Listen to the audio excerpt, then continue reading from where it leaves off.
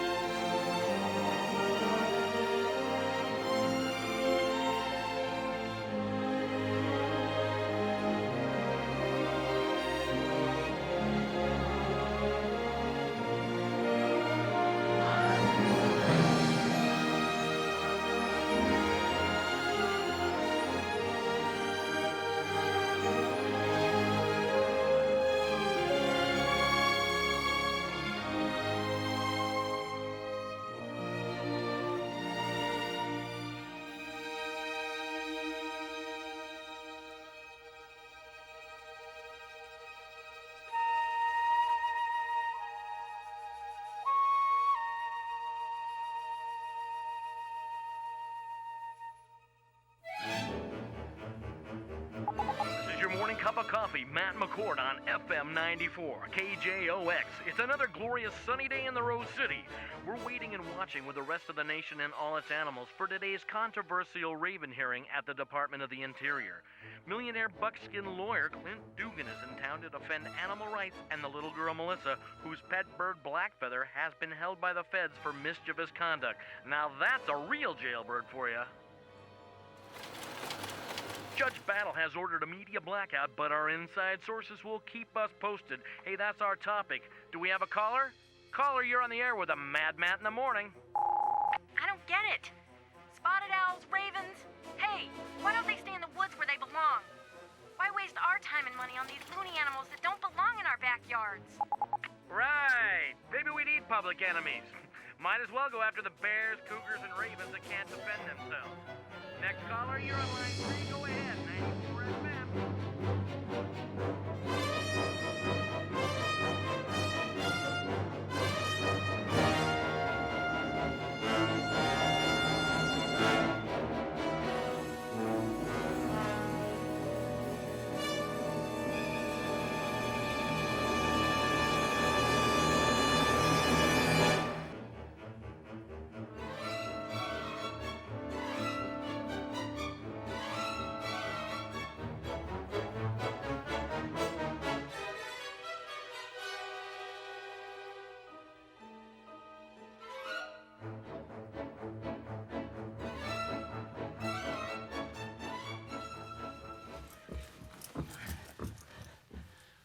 Mr. Dugan. Mr. Carey, I presume. I'm sorry I'm late. I had a little problem with the bike. Well, I'll be dressed in a second. Well, the great Clint Dugan. I heard you might show up. Well, hello, Morgan. Didn't expect to see you here. Well, catch up on the news, and I'll see you inside. Good luck to you, Morgan. Keep your luck, counselor. You're gonna need it. What was that all about? Trouble? Why didn't you warn me? Well, she was a last-minute substitution from San Francisco. Who is she, anyway? An enforcer for the Ninth Circuit. Someone high up wants to win this case. Are you worried? Well, because if you're worried, then, I'm worried.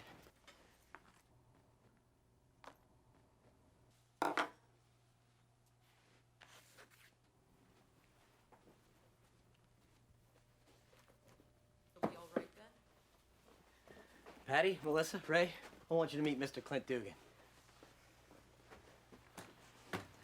Thank you, Mr. Dugan, for coming. We need you. Well, actually, you're in pretty good hands with Dan Carey here. I'm just longing to help out a little bit. Hello, Melissa. It's nice to meet you. I knew you'd come. Somehow I didn't think you'd show. One of the most famous lawyers in the country. I didn't think you'd care about us. Well, hell, it was the only way I could get him to stop calling me. He must have called me 100 times, telling me about a mysterious raven who saved lives and a young girl who loved the rare bird. Very intriguing. Well, thanks, Mr. Dugan. She really loves that bird.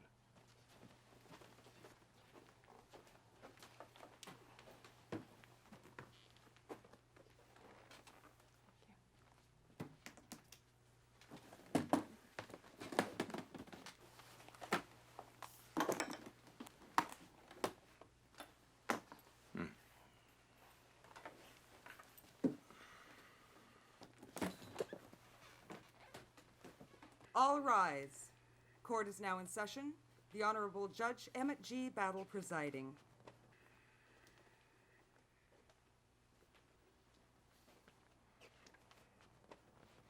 Good morning, ladies and gentlemen. Please be seated. We're assembled for the administrative hearing in the matter of the Department of the Interior versus Talbot and Blackfeather et al. The same rules apply here as in open court. Is that understood? This is a closed hearing. I barred the press to keep this matter from becoming a zoo. I'm not interested in publicity. I'm interested in upholding the law. Now, I direct you to Proverbs 28:4. Buckle up. Here we go. Anyone who turns a deaf ear to the law, even his prayers, are detestable. Now let that be your guidepost for this proceeding. Is the government ready, Ms. Brown? We are, Your Honor. And the defense. Clint Dugan for the defense, Your Honor. I believe you know Dan Carey, the defendant's attorney of record. Yes, I know Mr. Carey. And I know who you are, Mr. Dugan. Is the defense ready to proceed? Frankly, Your Honor, I don't see how we can. The most important party to these proceedings is not present. And who might that be, Mr. Dugan? Why, Blackfeather, of course. The raven who stands to lose his life in these proceedings. Under the Constitution, the defendant is entitled to face his accusers in a court of law. Objection, Your Honor. This is a bird, not a person. Counselor, it is not a bird, it is a raven. A distinction which we will show is very important to our defense. Your Honor, Mr. Dugan's request is completely out of line. He mocks the court with this capricious attempt to shift the focus from the material facts of this case. I assure you, I could not be more serious. This raven has been incarcerated for 13 months, been kept away from his family. Now, if Your Honor does not wish to see years of appeals, the raven must be present. Don't threaten me, Mr. Dugan. Is the raven here? Yes, Your Honor. Fish and Game have him downstairs. Well, let's bring him up here ASAP. Your Honor, I know of no precedent where, for animals Are you questioning me, Mr. Smith? No, Your Honor. I'll get the raven right away, Your Honor. In the meantime, can we proceed? There are no further objections. Are there any, Mr. Dugan? Not at this time, Your Honor. Oh, good. All right, Ms. Brown, proceed. Thank you, Your Honor. In the matter of the Department of Interior versus Talbot, Blackfeather et al., the following charges have been filed against the defendants. 1, through wanton and reckless trespass, the bird named Blackfeather, companioned by the Talbot family, has directly or indirectly caused several serious accidents, endangering human lives. Thus, said bird is deemed to be a public nuisance and must be destroyed. 2, resulting from said bird's actions, a considerable amount of gold ore has been removed from federal land illegally, and it has been found to be in the possession of the Talbot family. Do you understand the charges against you? How do you plead? Not guilty, Your Honor. The government calls Melissa Talbot. Blackfeather! Judge, may I please say hello to him? Please? Very well, but let's make it fast.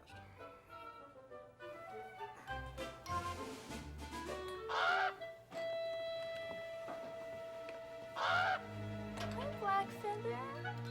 How are you? Hey, cutie, I missed you. Okay, let's not make this more of a distraction than necessary.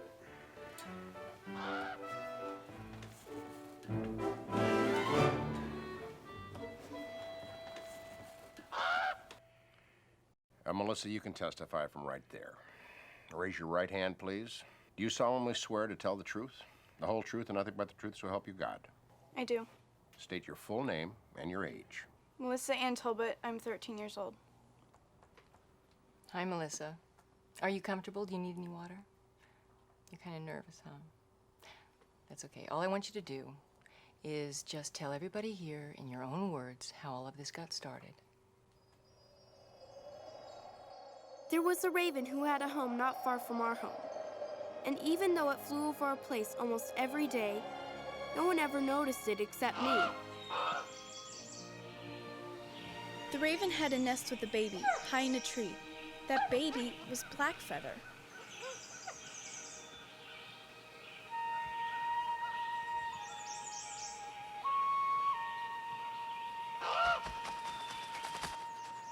Melissa!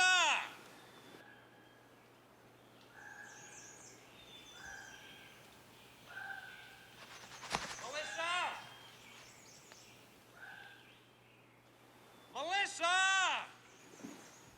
What? I'm calling and calling. It's like you can't hear me. I need some more nails. Where are they? They're right down by the door to the basement. All right, I'm coming.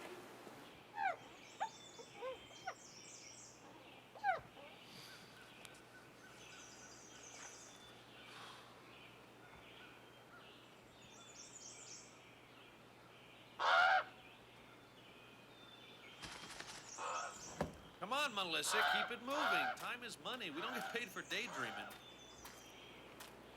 It's the same one. Same what? Same raven. Every time it flies by, it makes that funny call. It's like Grandma with a bad cough. It's weird. Is that right? Wonder why it's always hanging around here.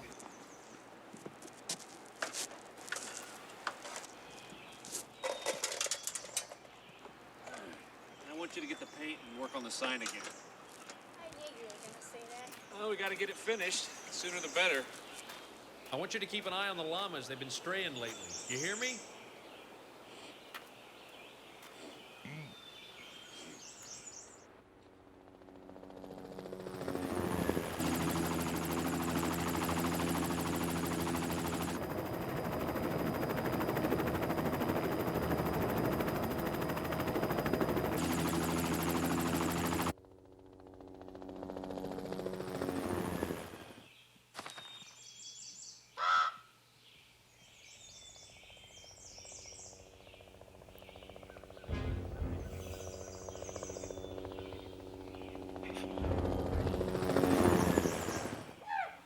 There was danger everywhere in the wilderness, from both predators and man, as Blackfeather's mother soon found out.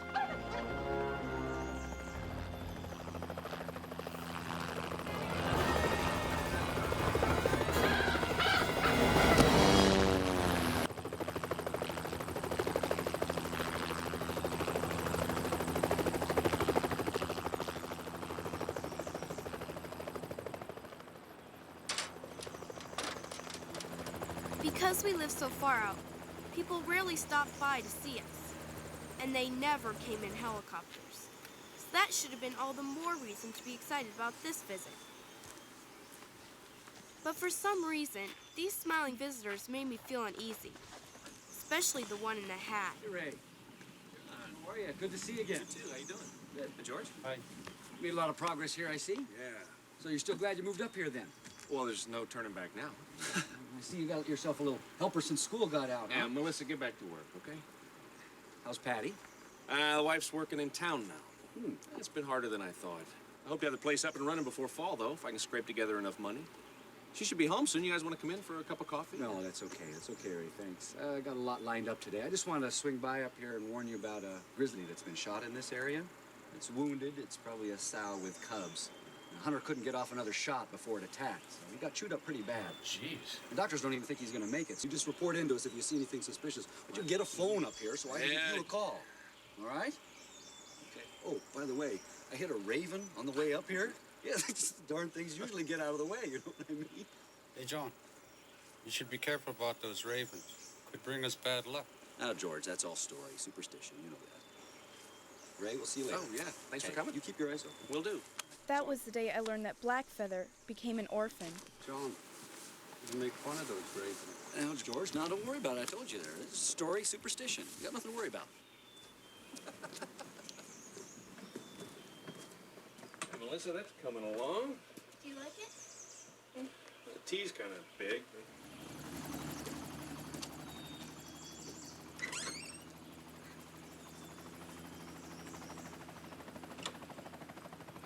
Come on, you can help me clear some branches. Don't you want me to finish? First I want to finish cutting the logs for the third tourist cabin. Otherwise, that sign's not going to do us any good. Daddy never wasted time saying please when asking me to help him. In fact, he never asked me to do anything. He just ordered. Come on. I was probably the only kid in America who looked forward to going back to school.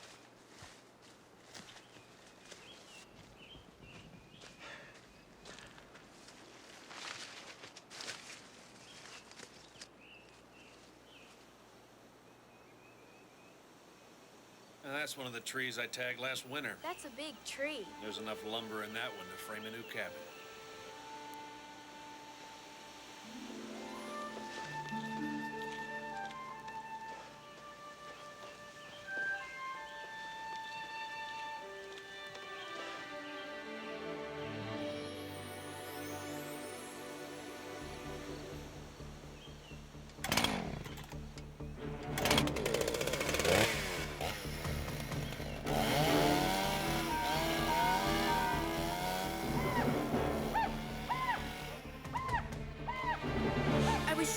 The raven's nest, and Daddy was going to destroy it.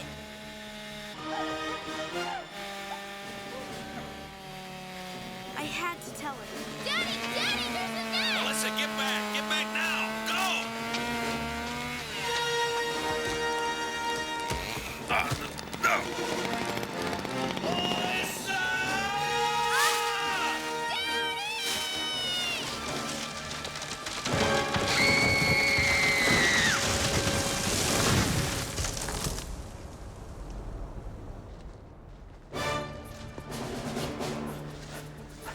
Melissa! Melissa?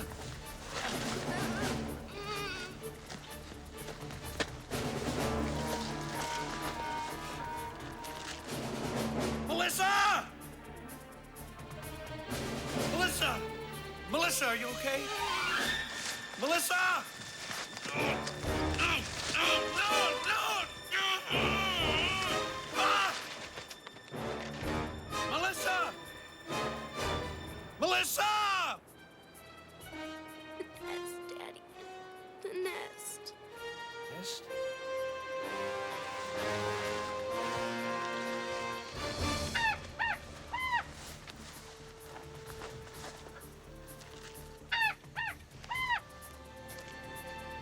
It's okay, honey. It's right here. It's right by your leg. It's okay. It's okay. Chainsaw. Chainsaw.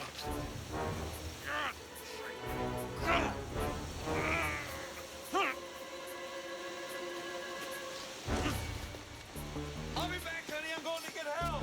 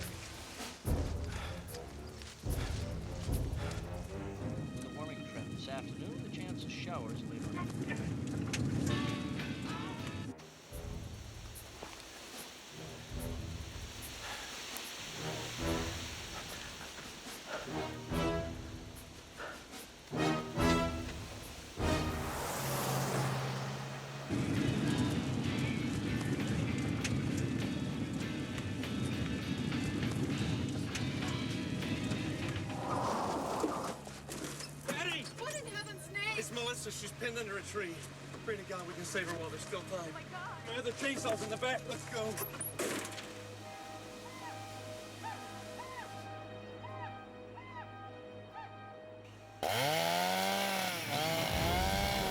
Melissa, can you hear me?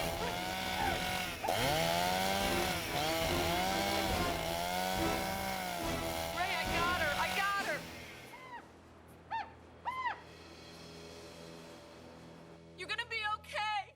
You're gonna be okay. Melissa, can you hear me? Can you hear me?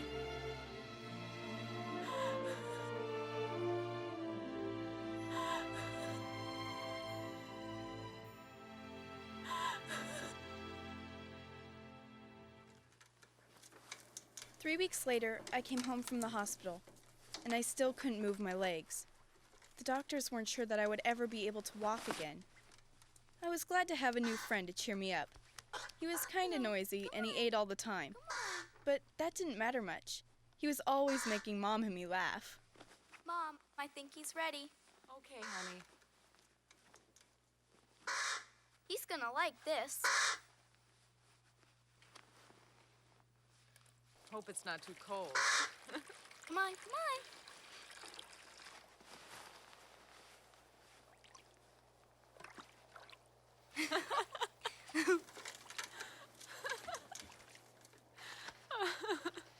He really is cute.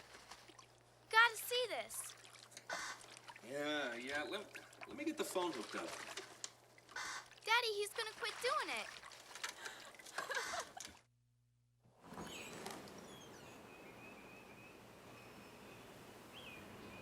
Mom, I want to get out. I think the Raven does too. Well, that sounds like a good idea, honey. The sun will do you some good. Ray, could you help? Patty, I gotta get back to work. Please, Ray.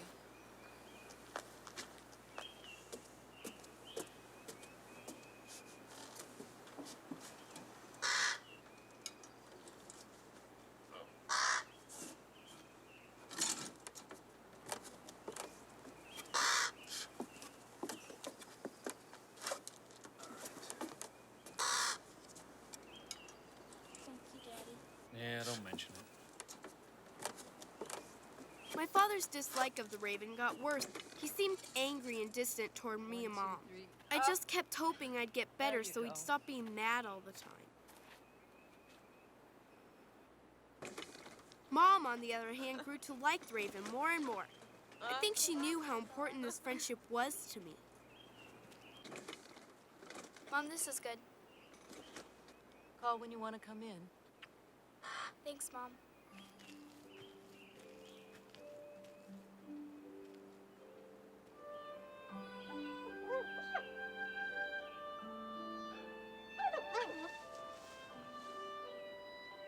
The Raven had become my very best friend.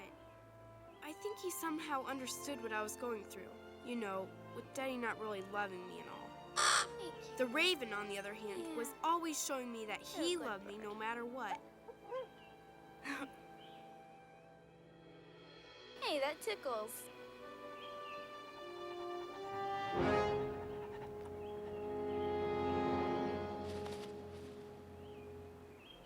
Don't go far. You can't fly yet.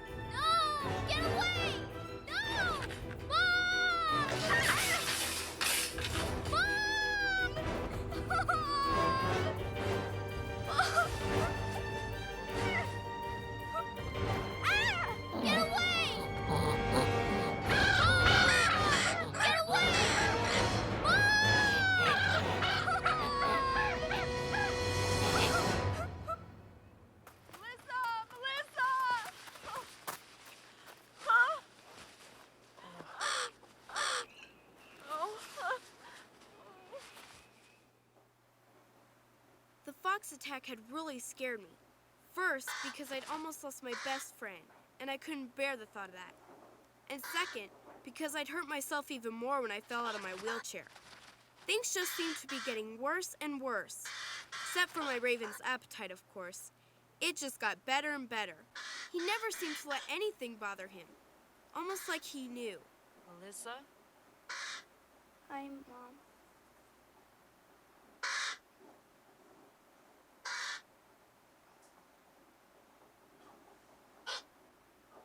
How are you feeling? I named him Blackfeather. Blackfeather? He responds to it, too. It's better than going clock, clock all the time. Good night. Sleep well. Good night, Mom. Love you.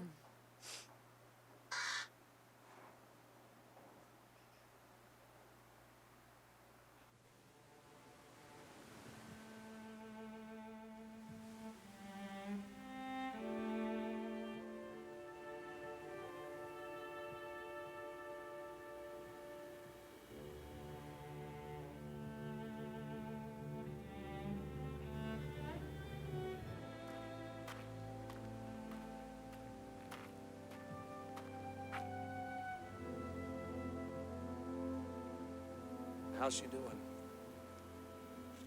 It wouldn't hurt if you spent a little more time with her. That way you'd know how she's doing. You gonna let her keep that stupid bird? Finding bird doo-doo all over the place. The darn thing stinks. That bird has a name. She named it Blackfeather. Yeah. That raven keeps her from worrying about herself, Ray. I want her to be put back in the hospital. She hurt herself again today when she fell. We're broke. I can't even pay for the existing medical bills. I just pray to God that she won't be permanently paralyzed. You've always been selfish. I thought that when you married me, that you accepted Melissa as your own daughter. And instead you treat her like some hired hand, like your own personal grunt. It's to be allowed to be a child, too.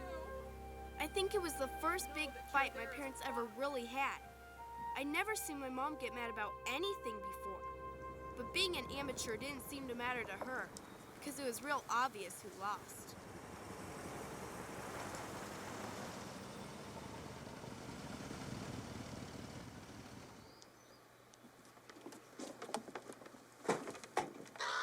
Hi, Sandra.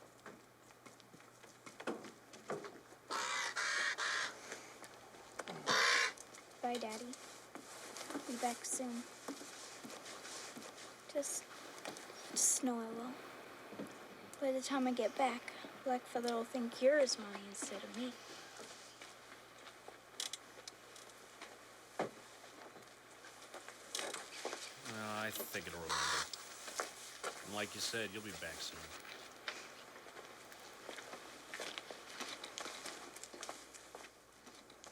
It had to be one of the worst days of my life.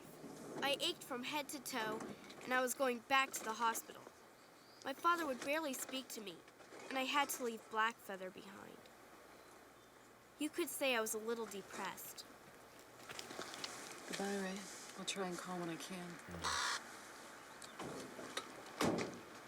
Bye, Daddy. Leaving Blackfeather with my father was the hardest thing to do, because I knew how much he didn't like the raven. But Daddy had promised me he'd take care of him, so I figured everything would be okay. Guess I should have found out exactly what he meant by take care of.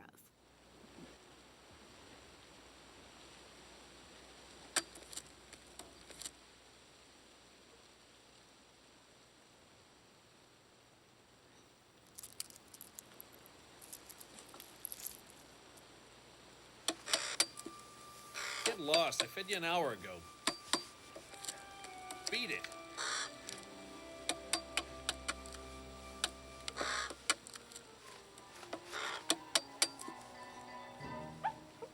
You just never give up, do you? You want some more?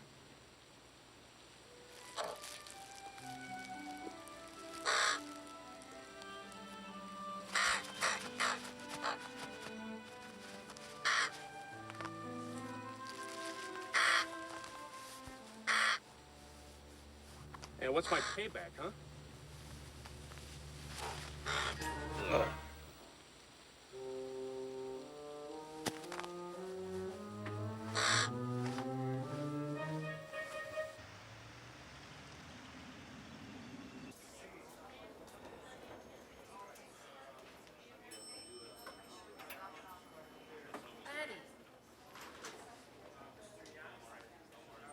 Hi, Patty.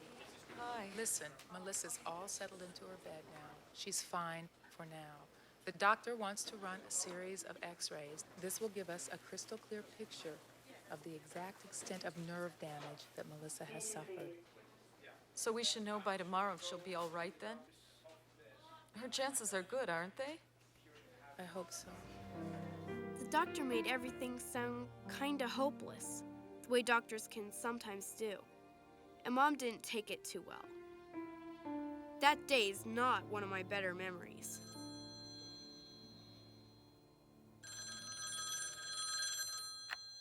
Hi, this is Ray Tolbert. Leave a message. Ray, I just talked to Melissa's doctor.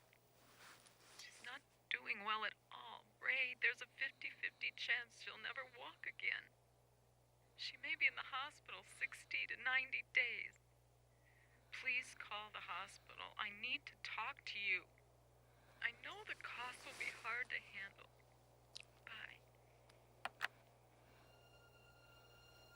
One of Daddy's most endearing habits was the way he blamed everybody and everything else for his own mistakes.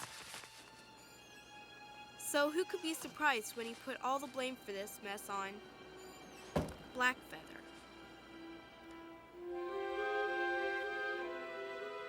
Not a day went by that I didn't think about Blackfeather and Daddy. In a book about ravens which Nurse Blakely gave me, it said among other things, how adult ravens were playful to the point of mischievous, and that they loved to collect bright and shiny objects. This sort of made me worry. Blackfeather would be almost full-grown by now, and I couldn't see Daddy's quick temper and a playful feathered pack rat being a very good combination, even in the best of times.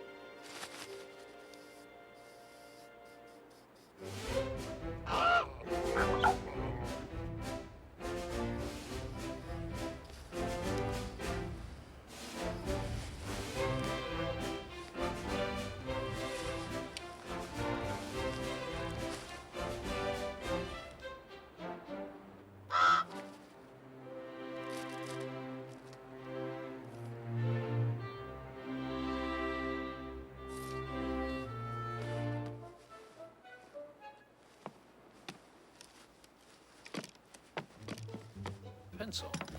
Pencil. I can't find anything.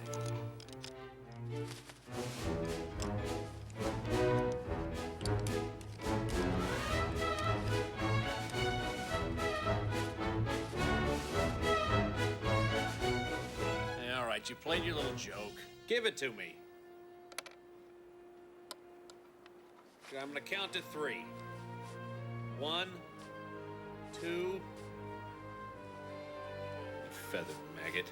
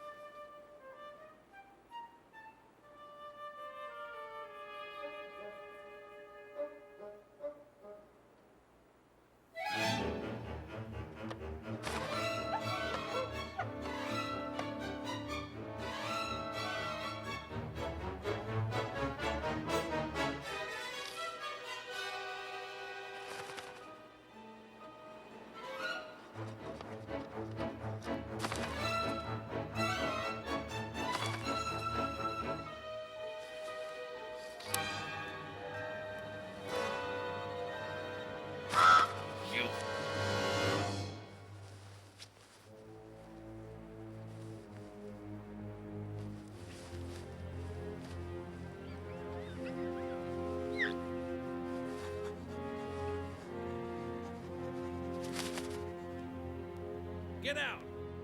Go on, get out! Go on! Beat it!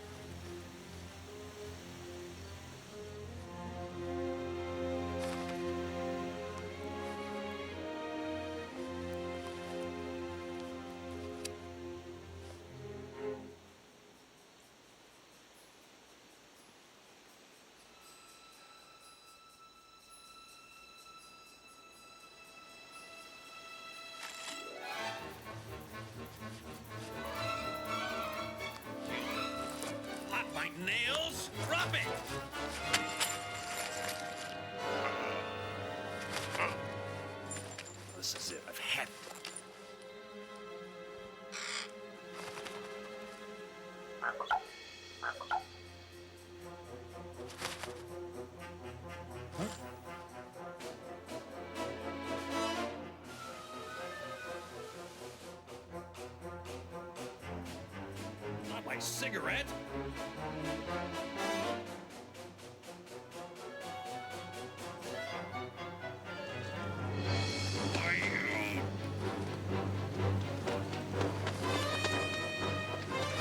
Drop it! Give me there! Drop it! God.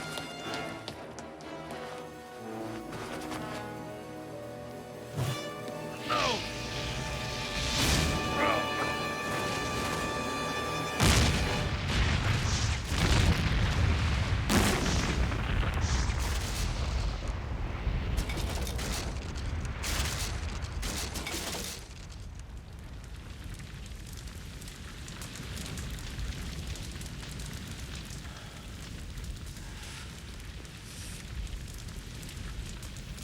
That was my last cigarette.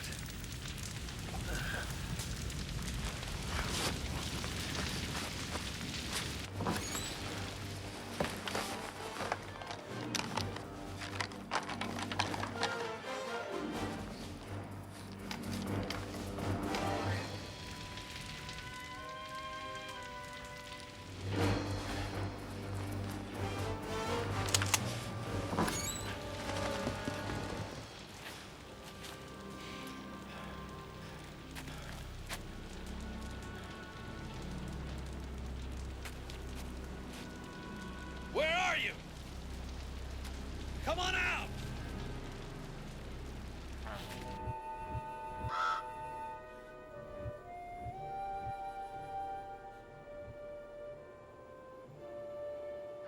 Finally, Daddy's curious behavior caused the Raven to look for other forms of entertainment. He left the homestead for long periods to explore the wilderness, make new discoveries, and face other dangers.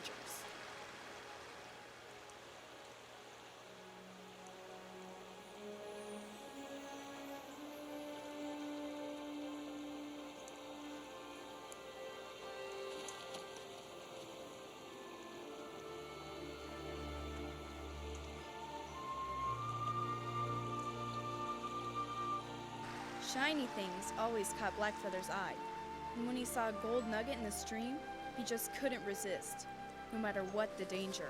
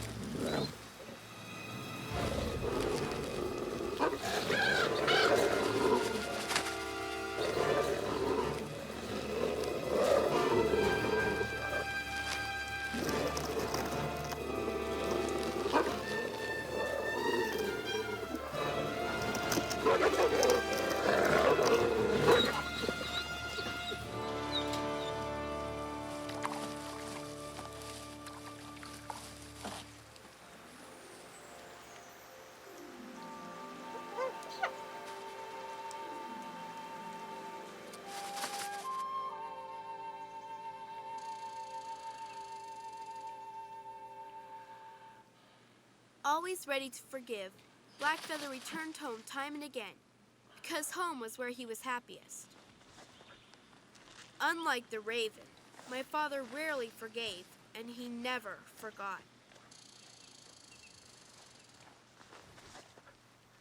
Unknown to any of us, Blackfeather had a secret place all his own, a place he could decorate with all the sparkling treasures he'd collected, a place he could go to escape Daddy's temper tantrums, a throne from which he could view his kingdom in perfect safety.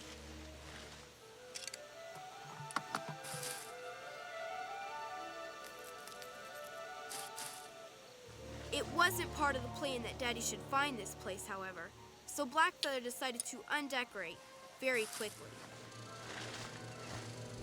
What's the matter? Cat got your tongue? Got something to hide? Huh?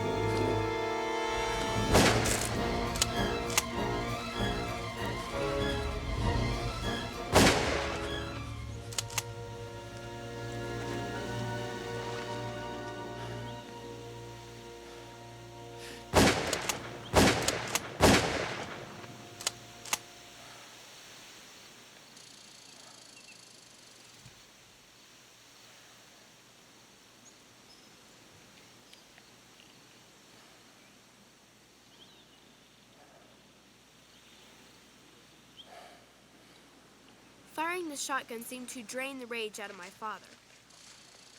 A little voice within him grew louder and louder, and he began to regret letting his temper get the best of him, especially when he discovered one of his potshots may have hit Blackfeather.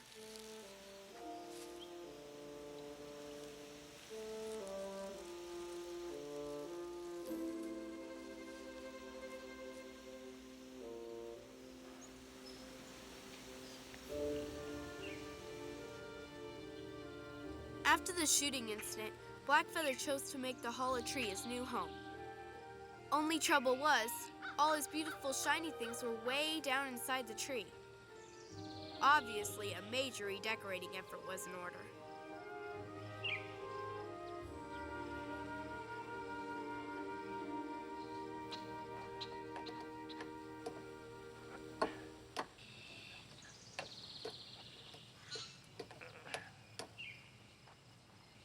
During one of his outings, the raven decided to make a detour into our yard. As I said before, he was a very forgiving raven. Now, what are you up to? The sight of those shiny lug nuts helped Blackfeather to forgive even faster.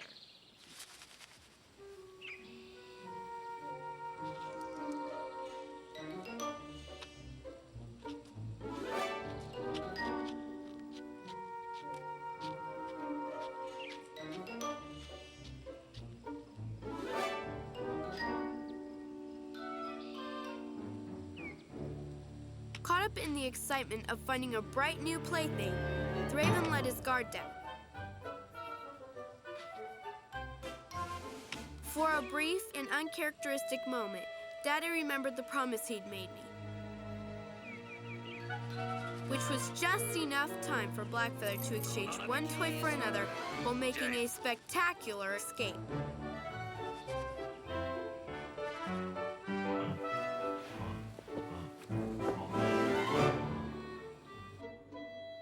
Blackfeather never understood why my father got so mad whenever they were playing games.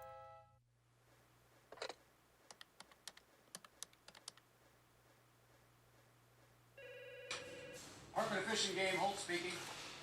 Hi, John. It's Ray Tolbert. Wait, John, I got a little problem. Actually, it's a raven. My little girl raised it as a pet, and frankly, this thing is ruining my life. Oh, come on, Ray. A raven? Come on. No, now, this raven is more dangerous than any wounded grizzly bear. That thing hospitalized my daughter. It caused me to wreck my truck. Almost another one. Nearly killed me. Blew up my garage. Stole half my silverware, God knows what else. And now it's got my truck keys. Now, doggone it, John. You gotta help me. Ravens are varmints. Shoot it. I tried that, and that's not an option anymore. Look, you're fish and game. Can't you just confiscate it or something? Well, technically, ravens are classified as migratory birds, and legally, you gotta have a license before keeping one in captivity. Hang on a second. That's it. I don't have any permits. Well, is it aged, Mr. Tolbert? For Pete's sake, John, just come and get it, all right? Before this place looks like a war zone. Okay. Well, just catch it, and I'll come up there later today.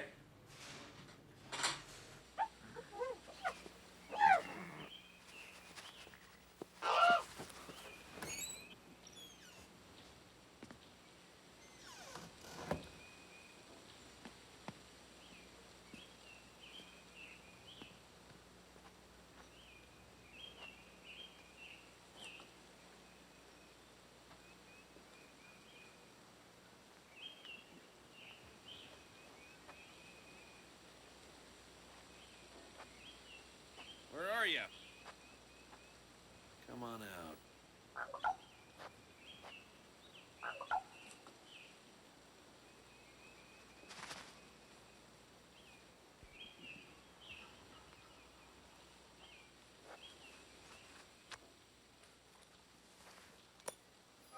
The Raven, of course, sensed that Daddy was up to something. But the sight of polished silverware was just too much to resist. That's it.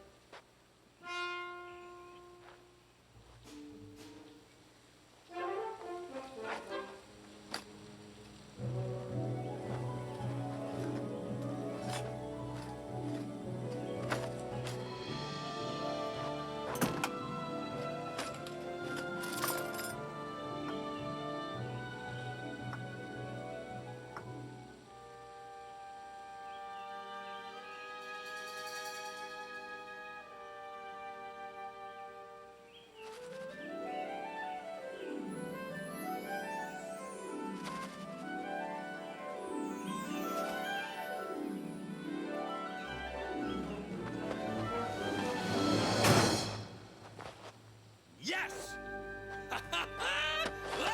This time it looked like Daddy had finally won the game. Only Daddy wasn't playing a game. And by the time Blackfeather figured this out, he was in a whole lot of trouble.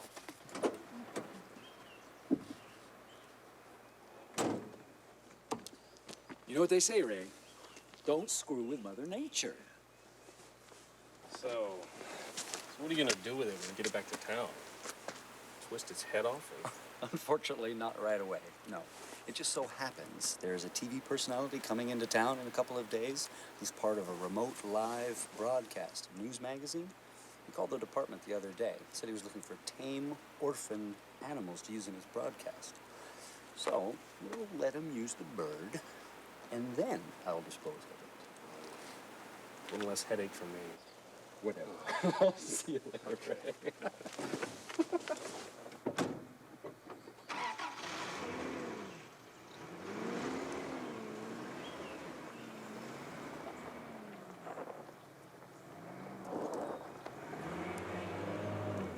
What a relief.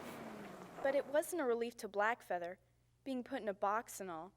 He didn't know what to expect. It turned out to be just the first time that Fish and Game took Blackfeather away. The trouble really started when Blackfeather went into town. Up next, K&K's Alive News Hour, the show that takes you someplace new every day. Come here now. He doesn't like this. Come on, there's 8 million people watching this show. Come on. Hold still. Come on. Ow. Ow. Come on. 4, 3, 2. Well, ladies and gentlemen, we are excited to be broadcasting live outside of Anchorage, Alaska in this beautiful and very unpredictable weather. One of our guests is now making his arrival, and welcome Terrence and his pet raven, Blackfeather. That's wonderful. Thanks, Nick. Ow, ow. Wow. This is a North American raven. It's found here in Alaska and in northern Canada. Ravens are considered sacred by many cultures worldwide, and many native people in the north believe these to be endowed with supernatural powers. Is that They can be very affectionate, and they can bring good luck to people they decide to like. Huh? Beautiful. Whoa. Are you... Whoa. Hey. Whoa. There you go. Ow. Oh. Is it something that you said, or? Well, I guess so. Geez. All right. You know, they have incredible memories. They're considered to have the Larry! IQ of a 10-year-old. Hey! Yeah, oh. Get it away from me! Get that thing! Hey! Help! Now! Somebody help! Larry! This is a fiasco! Brilliant idea, Larry! You know I almost got my eye pecked out up there! You were sensational! Our viewership is going to pull through the roof.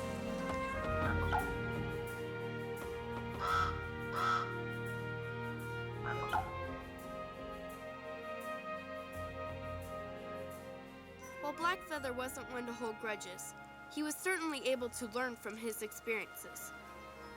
He hadn't liked that cage or the rough way those people had handled him, so he wouldn't allow himself to be caught again.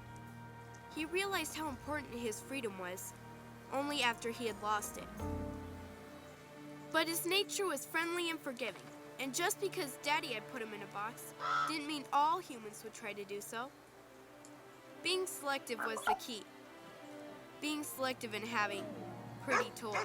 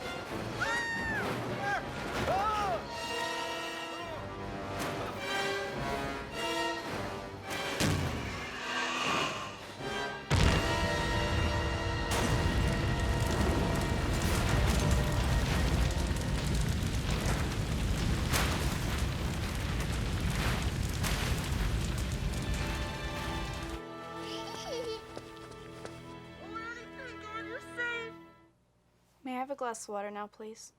Of course you may. So tell me, Melissa, was Blackfeather blamed for that RV accident? He didn't do it. I know, but was he blamed? Just yes or no? Yes. Objection. Badgering the witness. Overruled. Your Honor, since it is obvious the witness is tired and far from finished, I move we continue after lunch. Very well, Counselor. The prosecution has no objection. No objections, Your Honor. This hearing stands in recess until 2 p.m.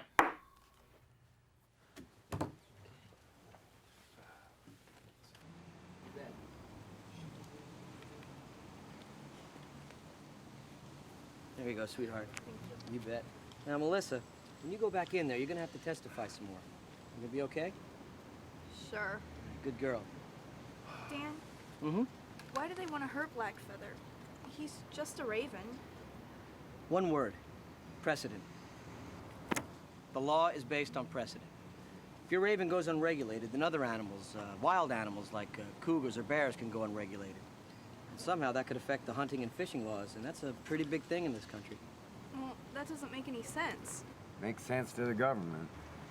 That's why we have to convince this judge to act from his heart, not just parrot the law. No pun intended. So how do you think we're doing so far? Well, so far we're helping them win their case.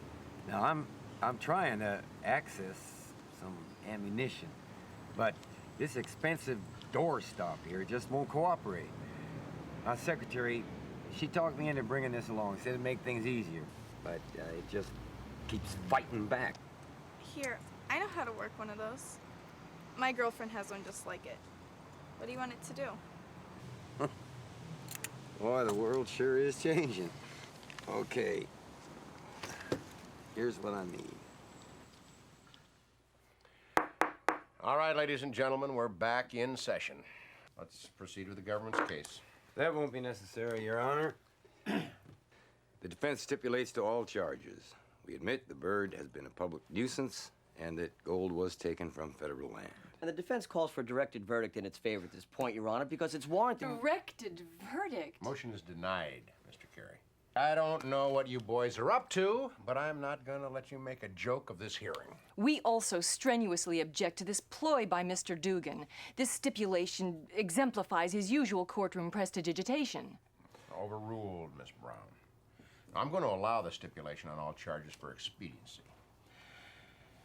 The government's case is at rest now.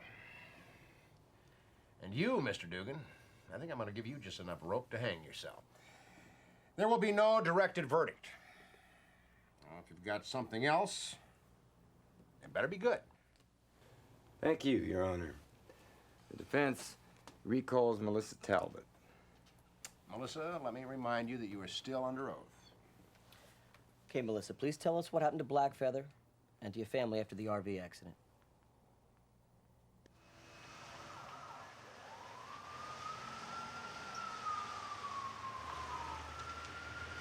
The predicaments the Raven got himself into would have been quite funny had Blackfeather's playfulness not been misunderstood by a number of people.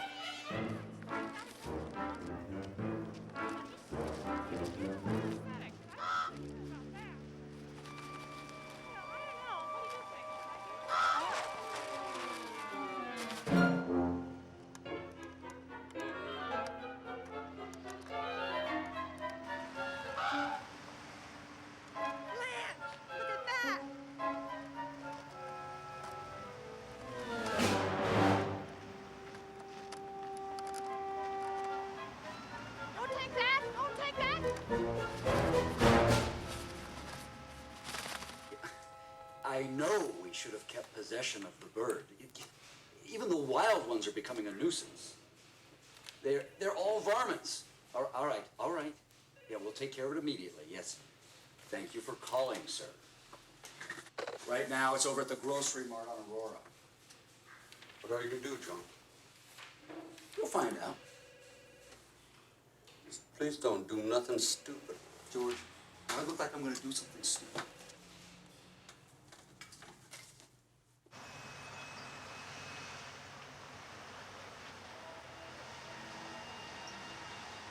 It wasn't long before word had spread. This odd raven was considered nothing less than a feathered terrorist. So in the lovely human tradition of destroying what we don't understand or can't control, many felt the solution to this problem was quite simple. The raven, it's got my glasses. All right, you just stay out of the way, let us take care of it. Everyone step back. Everyone step back, please, step back. Lower your aim just a little bit. All right, just step back. John, they're federally protected. Now you've done it, George. I won't be able to get within a mile of them. Shooting a fly. He's making it easy. They all roost together at the O'Laughlin warehouse on Connect River Road. What are you going to do about it? You'll find out. I'll have nothing to do with it. Okay, George, suit yourself.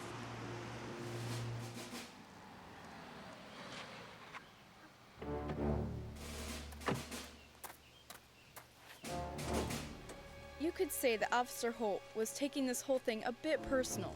Blackfeather had made a fool of him, and nobody, especially a bird, was going to get away with that.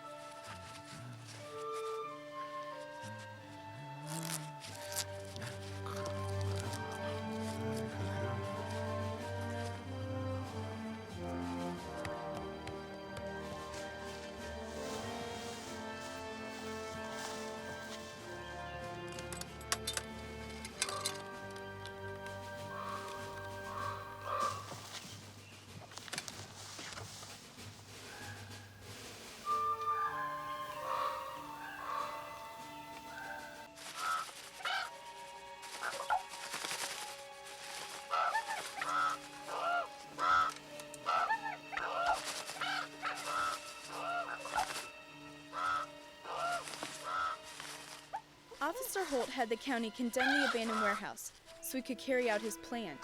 What he did was very stupid and very mean, but Blackfeather would outsmart him again.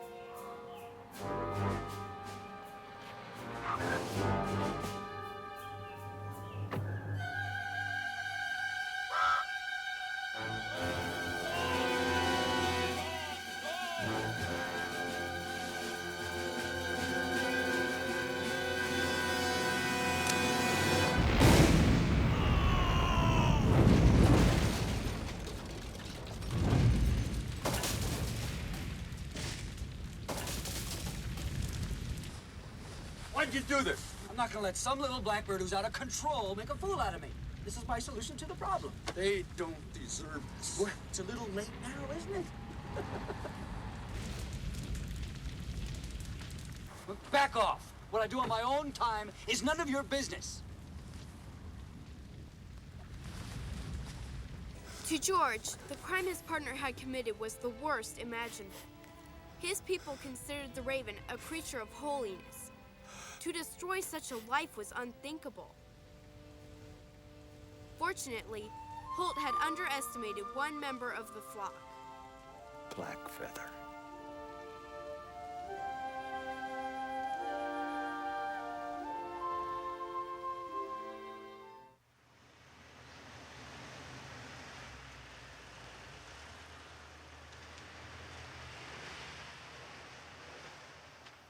I had no idea what was happening to Blackfeather, but for some reason, I felt strangely sad.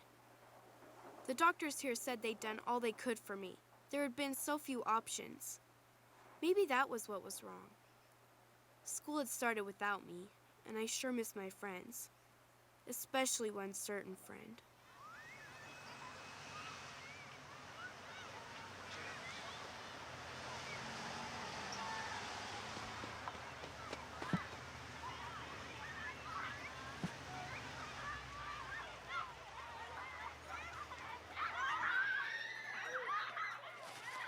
There were stories from my school friends about a mysterious raven who made regular visits to the schoolyard and did some incredible things. We all knew who it was. Although Blackfeather did get into some mischief in town, he did a lot of good things that no one really knew about.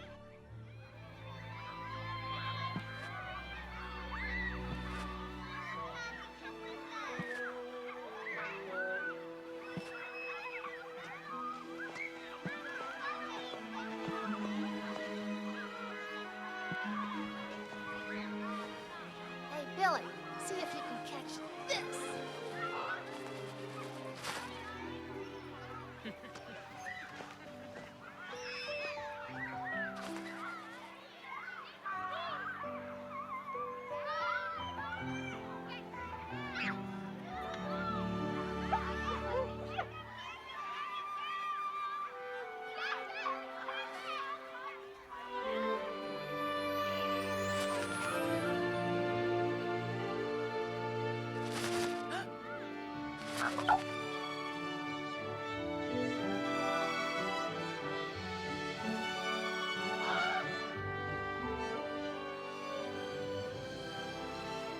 I finally got to go home.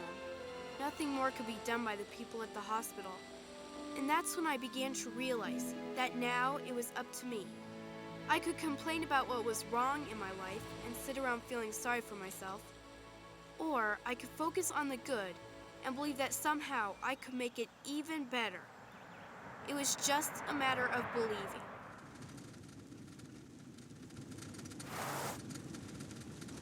We really appreciate your giving us a ride home, Sanders. I wouldn't miss this homecoming for the world. He doesn't know about it yet, does he? Nope. Sometimes you see what's not in sight.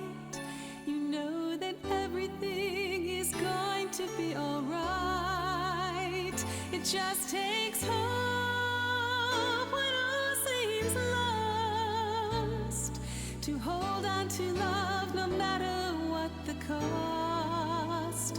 With every step, you're growing strong.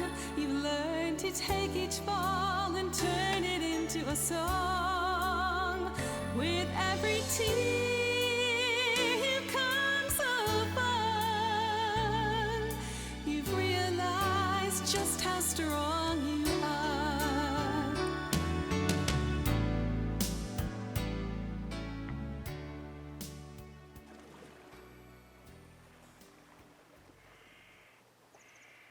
My homecoming was not quite what we expected.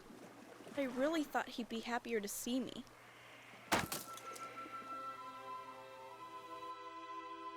Daddy wouldn't talk about Blackfeather's disappearance. I think he must have started to like the Raven and was hurt when he flew away. I figured He was always meant to be wild, so I was happy he was where he should be. But every time I heard a raven caw, I couldn't help but look up, hoping it was Blackfeather and he'd come home. But it never was.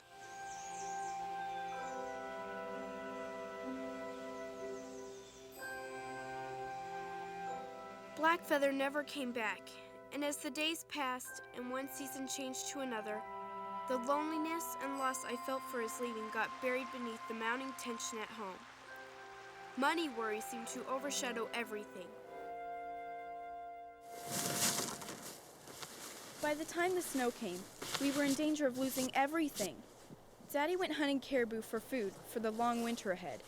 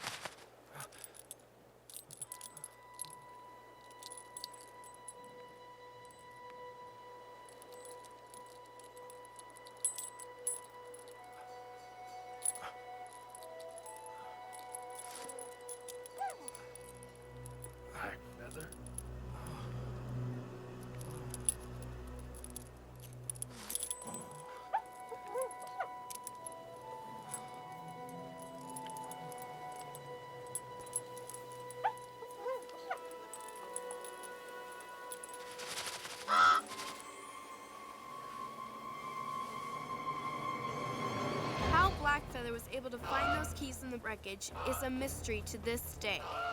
They might have been knocked loose on impact, or perhaps his love of shiny collectibles was so overpowering that picking through a fried snowmobile meant nothing to him. However he'd managed it, though, it was obvious he considered them the ultimate prize.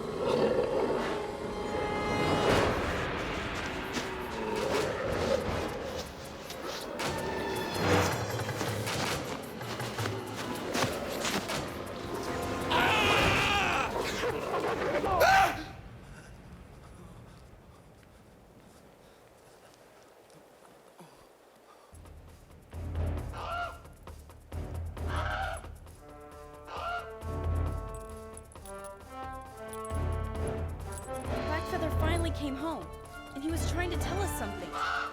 Is that Black Feather, Mom? I don't know.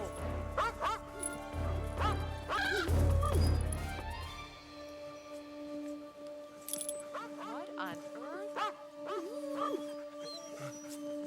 That's Ray's. Come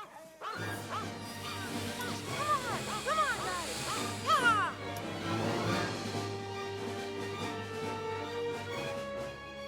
It was sure lucky that Miss Blakely came over that day to show us her sled dogs. After Mom and Miss Blakely helped me into the dog sled, we took off to find Daddy. We were scared that something terrible had happened. We followed Daddy's snowmobile trail as far as we could, and when the trail disappeared, Black Feather led the way.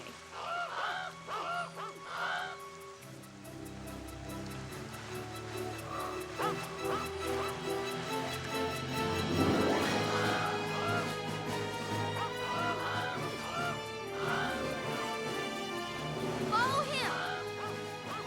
Follow him! Up. That's it, come on. There he is! There he is! Whoa, whoa, boys, whoa! Daddy! That's Daddy! Daddy! Ray! Ray!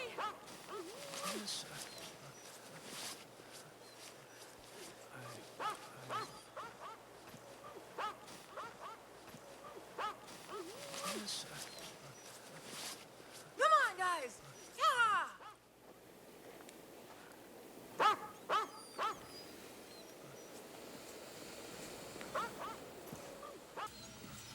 We were so happy to find Daddy okay, and Black Feather had come back.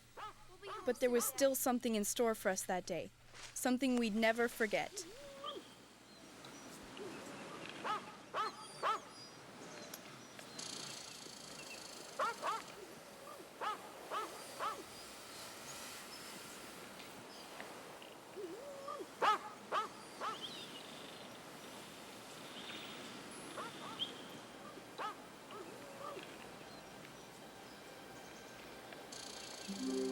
Stop.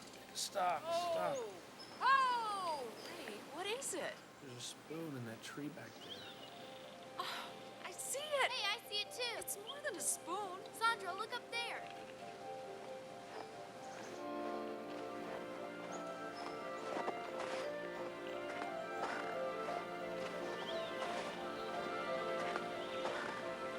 It's my necklace.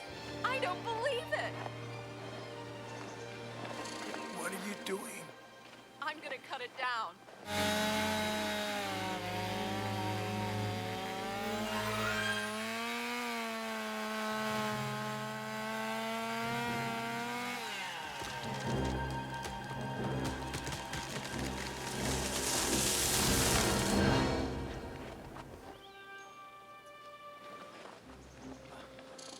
What is it? Patty? Black Feather not only led us to Daddy, but also to his secret hiding place, the hollow tree where he had hidden all the gold that he had found. He wanted us to have it. Oh, whoa, careful. This must be black feathers. Black feathers? It's a fortune. And I know who to thank. I do too, Daddy. This is wonderful.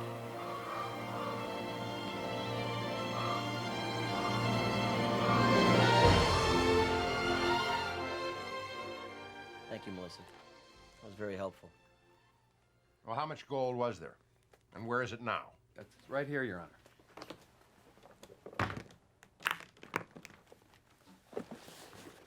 Government Exhibit A. 688.4 ounces. Worth approximately $270,000. Just a sample, Mr. Smith. That'll be enough. Yes, Your Honor.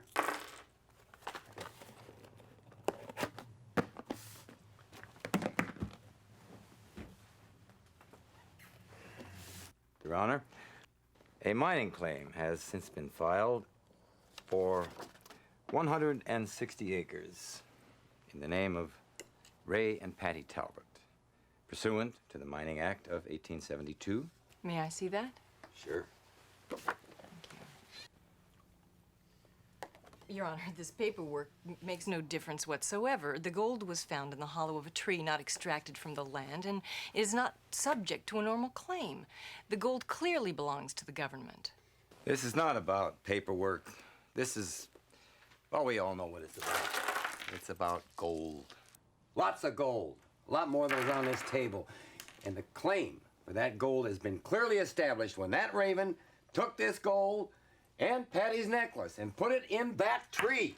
Your Honor, Melissa's hearsay testimony does not constitute proof of any kind. The defense has not shown this court any evidence that the bird ever had anything to do with the gold at all. Not yet. Not yet. We have one more witness. The defense would like to call Professor Ernest C. Bird, noted author and ornithological authority. Objection, Your Honor. This witness plays no role in the material facts of the case.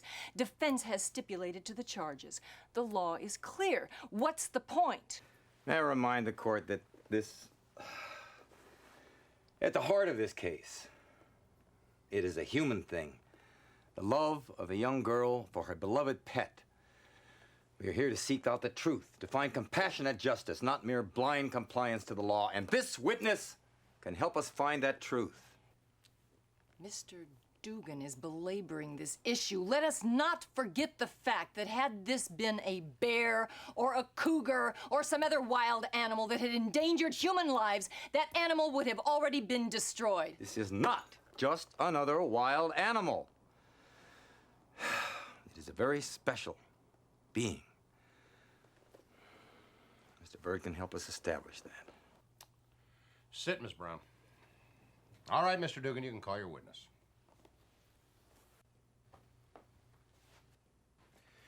Please take a seat and raise your right hand, sir. Do you solemnly swear to tell the truth, the whole truth, and nothing but the truth, so help you God? Naturally, I do. State your full name and your credentials. Ernest Bird. I'm a professor of ornithology. I've written many books about our feathered friends and a couple about ravens. Please, acquaint the court with the nature of ravens. Well, the raven is a member of the crow family. It is much bigger than the crow, which gives it its imposing presence. It is known as the brains of the bird world because it's very intelligent and very clever. It has a wider variety of calls than, well, wider than any animal in the kingdom, except for humans, of course. And in the wild, for example, when you hear, woo, woo, woo, woo, that you might think is an owl, or perhaps the, that could be the spotted grouse, unless you see that bird with your own eyes, because it could be our friend, Mr. Raven, who can mimic many, many sounds in the animal kingdom.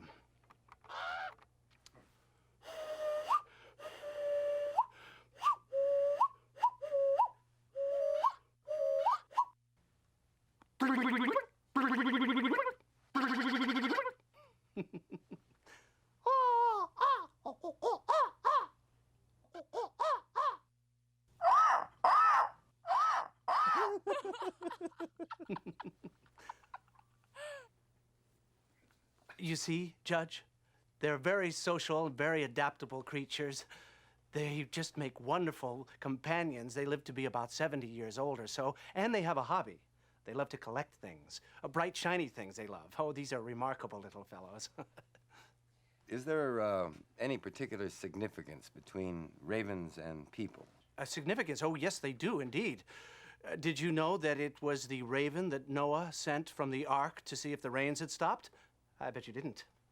And also the American Indians thought that the raven, well, had the souls of their ancestors. They regard the raven as guardians. Objection, Your Honor. I love folklore just as much as the next person, but I fail to see the relevancy here. Are you going somewhere with this soon, Mr. Dugan? Yes, Your Honor. A little more indulgence, please. Professor Bird, in your expert opinion, is it possible for Blackfeather to have developed a bond or relationship with Melissa? Oh, don't you know it? You see, ravens mate for life, unlike us fickle humans, and they often bond with people for life. One person, one raven. They like to bear rewards and protect that special person. And for Blackfeather, I think that Melissa is that very special person. This relationship is very unique, one that's never happened to me. Ernest, are you making all this up? Oh, no, I could demonstrate this if the court is willing. Now, how could you possibly do that? Release Blackfeather right here, and he'll show you.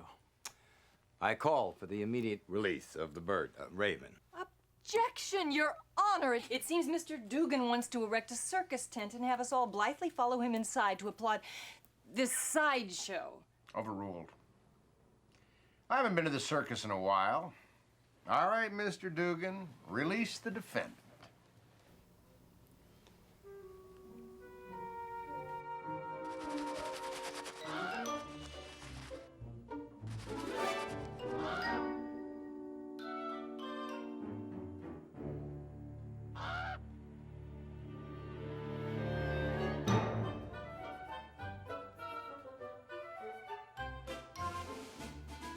Oh, Blackfeather, I love you.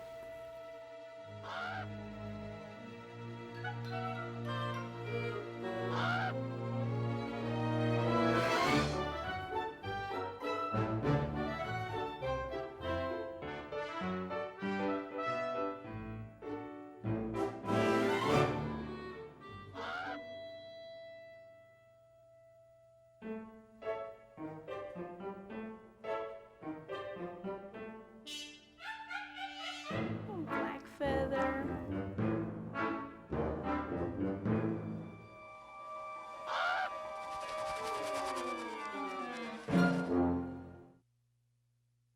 Your Honor, it should be obvious, even to the prosecution, that to deprive this young girl of her beloved pet would be nothing short of cruel and unusual punishment. These two have a special bond. I refer you to Kings, chapter 17, verses 2 through 6. And the word of the Lord came unto Elijah. I have ordered the ravens to feed you. So he did what the Lord had told him, and the ravens brought him bread and meat. Yes, that's not exactly the way it appears in Kings, but your point will be noted. I'm ready to pronounce judgment. Will the defendants please rise?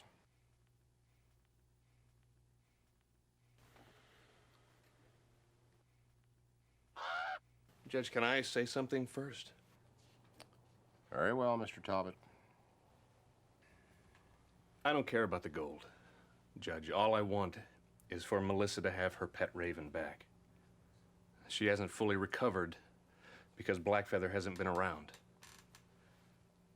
And I haven't been a very good father, but I realize now how much the raven means to her. Please, Judge, find it in your heart to give Blackfeather back to my little girl.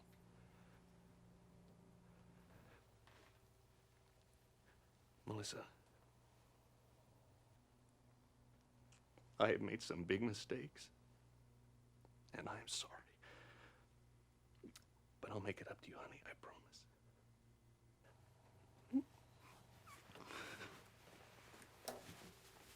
Daddy.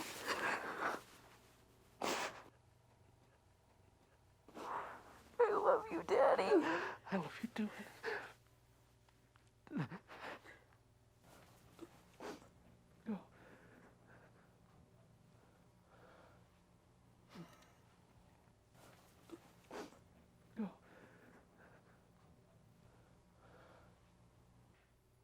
Thanks for your thoughts, Mr. Talbot. Now I'm going to give you mine. I'm very concerned with the evidence presented here today. The laws of this country are precious, and I'm sworn to uphold the law. Regardless of what the media reports, it is the law that makes us safe at night. We cannot trifle with the law. There is a law, however, that dates back to Old England. It's a law called treasure trove, or sometimes known as finders keepers. Now, I find that It applies here.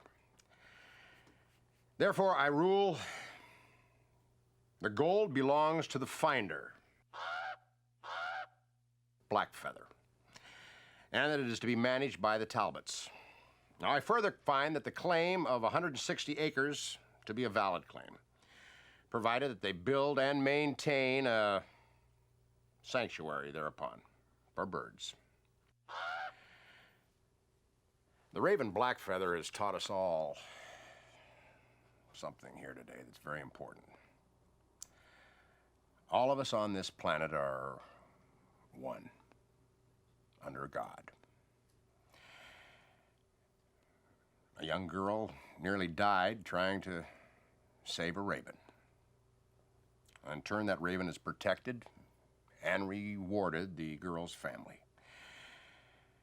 The court shall not interfere lightly with the extraordinary bond between this raven and Melissa.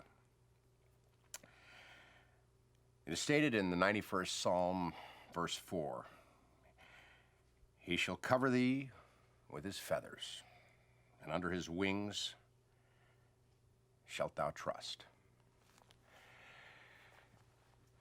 I therefore rule that Blackfeather is to be returned to Melissa and her parents. He must be kept out in the wilderness, out of the city, where he can be a pest. I don't want him back in my courtroom ever again. This hearing is over.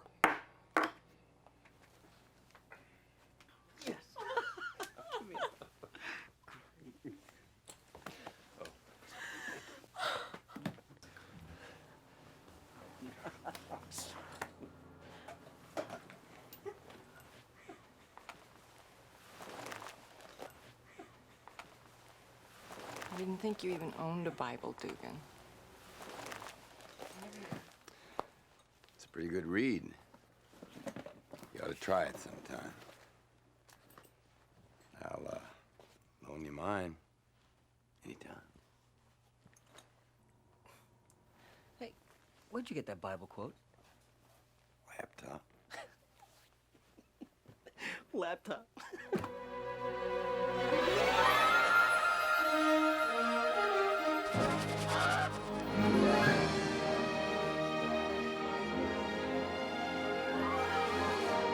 We can learn from this raven. Often, it is just a question of watching and waiting. We never know what might happen.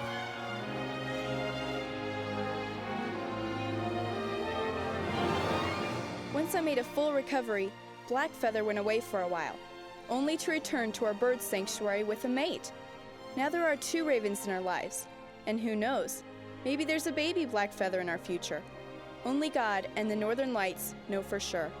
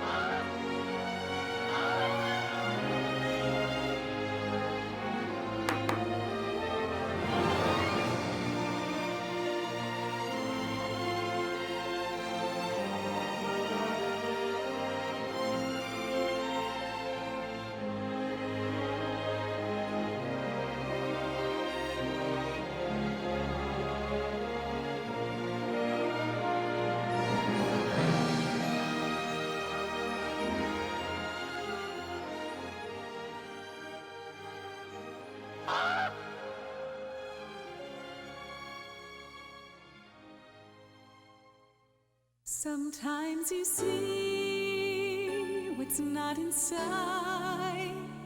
You know that everything is going to be alright. It just takes hope when all seems lost, to hold on to love no matter what the cost. With every step, you're growing strong.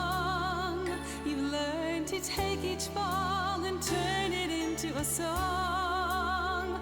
With every tear comes a fun. You've realized just how strong